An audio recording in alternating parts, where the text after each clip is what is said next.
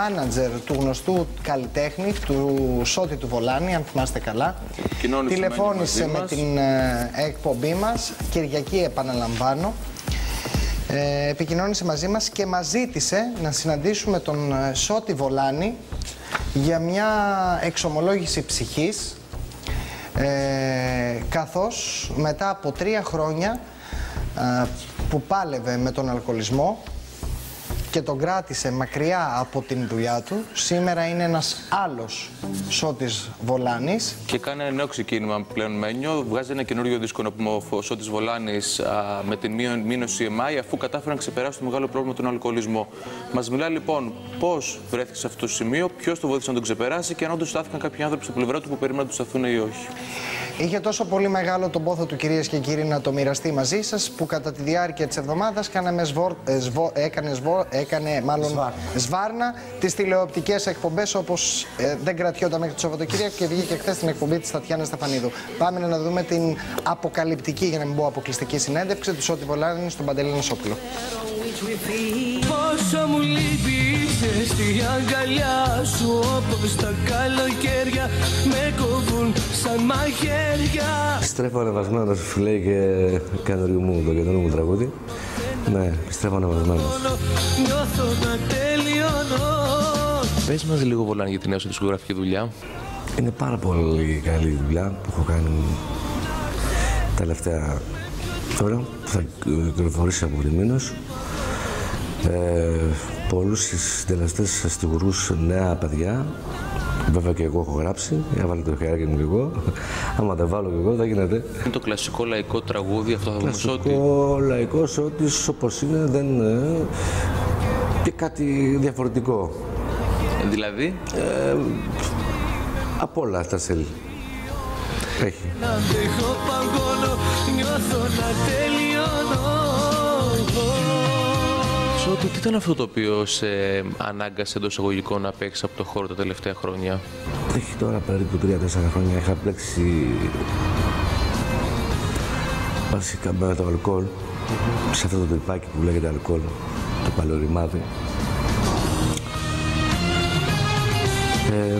Δεν κατάλαβα πώς έφτασα εγώ ο Σώτης, που στα 45 μου έπινα πορτοκαλάδα. Δεν κατάλαβα πώς έφτασα σε αυτό το σημείο, ας πούμε. Να θέλω το αλκοόλ, ας πούμε. Μου κάνει κακό στην υγεία μου και στην καρκέρα μου, βέβαια, έτσι.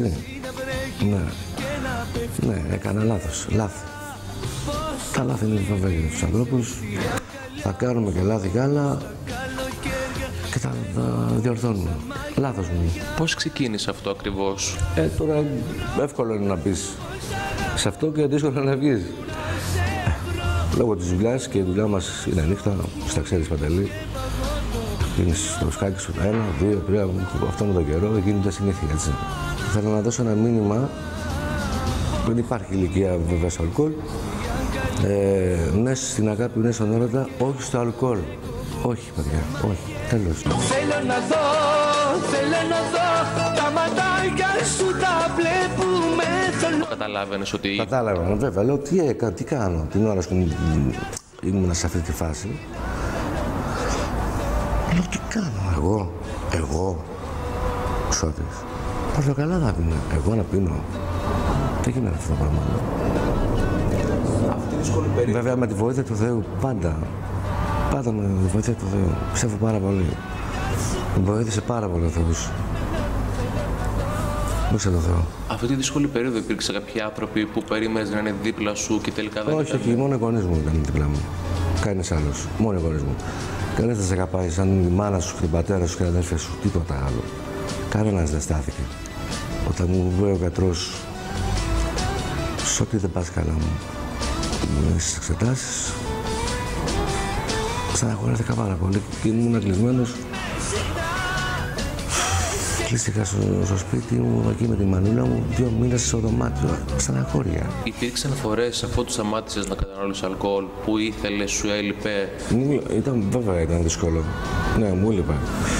Αλλά ευτυχώς όμως είχα τη μουσική. Ασχολούμαι με τη μουσική πάρα πολύ και πάντα. Το μαράκι μου αυτό είναι η αδυναμία μου. Με τη μουσική ξεπάρασα το πρόβλημα. ήμουν στο στούντιο, σε ένα στούντιο, έχω στούντιο στο σπίτι μου, ένα χώρο στούντιο, που πέρναγα ώρες ατέλειωτες για να ξεφύγω από αυτό το πράγμα. Δεν το σκέφτομαι καθόλου.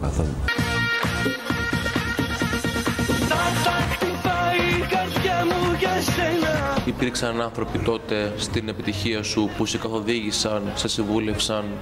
Όχι, τίποτα. Μόνος μου βγήκα εγώ. Δεν τίποτα. Έπεσε το άστημα.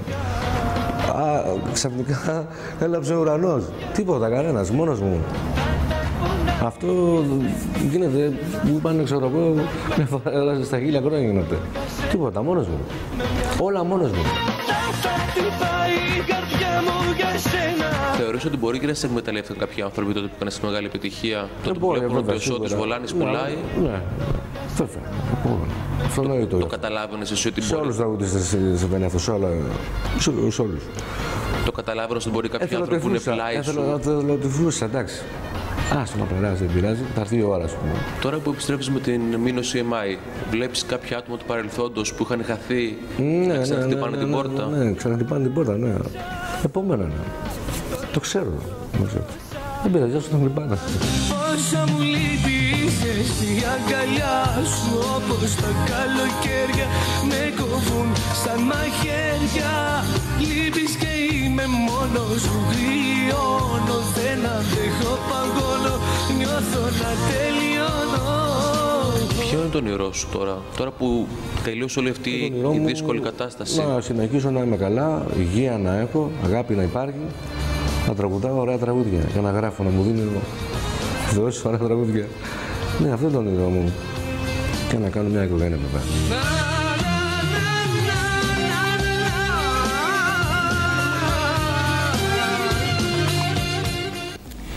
Εδώ είμαστε λοιπόν. Νάντια. Νάντια, πλήρως πέφτει στην Νάντια. Λοιπόν, θέλω να πιστεύω ότι η συνέντευξη που άκουσα είναι πραγματικά η ανάγκη ενός ανθρώπου που βγήκε από ένα λούκι και θέλει να το μοιραστεί αυτό με τους υπόλοιπους ανθρώπους και να περάσει το μήνυμα ότι οποιαδήποτε στιγμή είναι κατάλληλη για να κάνουν όλη νέα αρχή, όσοι περνάνε το αντίστοιχο πρόβλημα. Και όχι ότι είναι κάτι για να επικοινωνήσω μια νέα δουλειά. Λαμβάνω λοιπόν τη θετική όψη του νομίσματος και λέω ότι μπράβο του που βγαίνει, που το μοιράζεται και δίνει το κίνητρο, γιατί φαντάζομαι ότι κι άλλοι αυτή τη στιγμή που μιλάμε είναι εξαρτημένοι από ένα ποτήρι. Μπράβο του. Προφανώς επειδή ξεπέρασε αυτό το πρόβλημα και μπόρεσε να κάνει να επανέλθει, γι' αυτό έβγαλε και τη νέα δουλειά. Δηλαδή, νομίζω ότι η νέα δουλειά σηματοδοτεί επί της πράξης ότι όντως ο Σώτης Βολάνης είναι OK και μπορεί να σταθεί πλέον και να υποστηρίξει ένα σχήμα και μια νέα συνεργασία. Εγώ θέλω να πω, συγγνώμη Ιορδάνη, θέλω να πω στην Νάντια και να διαλύσω τις αμφιβολίες για το αν είναι αυτό ένας τρόπος προβολής της νέας του δουλειάς, ότι ο αλκοολισμός και ένας άνθρωπος που είναι εξαρτημένος από το αλκοόλ δεν είναι και κάτι για το οποίο είναι περήφανος, είναι κάτι το οποίο μπορεί να το προμοτάρει, να το πουλήσει για να του κάνει καλό στη δουλειά του. Προσβάλλει τον εαυτό του πρώτα απ' όλα. Νιώθεις περηφάνεια, βγαίνει νικητής και το δηλώνει. Εγώ νομίζω λοιπόν ότι από το μέρος του Σώτη Βολάνη είναι ένα μήνυμα αυτό προς άλλους ανθρώπους που έχουν το ίδιο πρόβλημα. Και ότι αυτός το ξεπέρασε και ναι, έχει τη δύναμη τώρα να βγαίνει και να το λέει. Το είπε και ξεκάθαρα, παιδιά, ότι θέλω να περάσω ένα μήνυμα. Όχι στο αλκοόλ.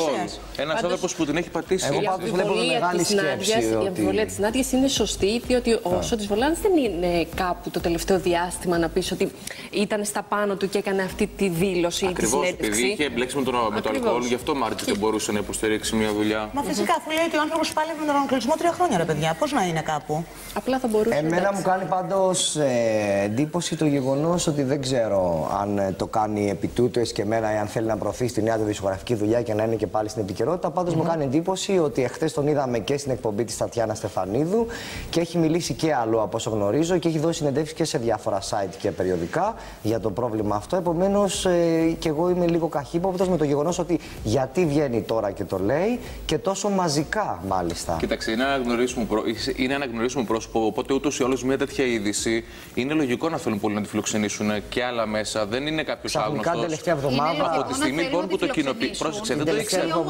όμως. Τώρα το κοινοποίησε στον κόσμο. Μα τώρα και βγάζει και νέο CD.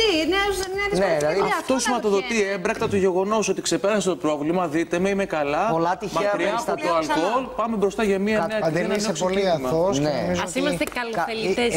Ίσως θα συμφωνήσω με τους συναδέλφους σου, γιατί όντως η μάζοξη των συνεντεύξεων σε συνδυασμό με μια νέα δισκογραφική δουλειά δεν σημαίνει απαραίτητος ότι σηματοδοτεί ότι είναι καλά και ξαναξεκινάει. Αντιθέτως, θα έρθω και θα συμπληρώσω τους συναδέλφους σου, μάλλον είναι καλός τρόπος επικοινωνίας. Αλλά όπως και να έχει, είτε από τη μία πλευρά είτε από την άλλη, οφείλουμε να πούμε ότι αυτός ο άνθρωπος, είτε επικοινωνιακά είτε όχι, η δύναμη ψυχής που χρειάζεται και για να ξεπεράσει ένα τέτοιο σοβαρό πρόβλημα, αλλά και να το πεις δημόσια, είναι πολύ σημαντικό και θέλει δύναμη ψυχής.